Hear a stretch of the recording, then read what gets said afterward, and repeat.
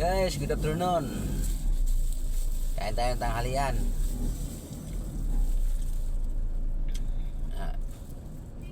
Baon lang tayo ng nagbabalot na lang tayo.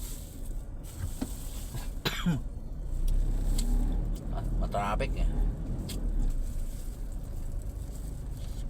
May lumatakbo sa sakyan, kain na lang tayo. Inarmin na lang tayo kay busan tayo ng malayo pa yung itong babalikan.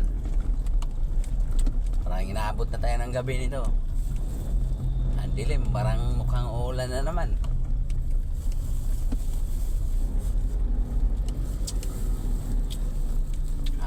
Gutom na eh.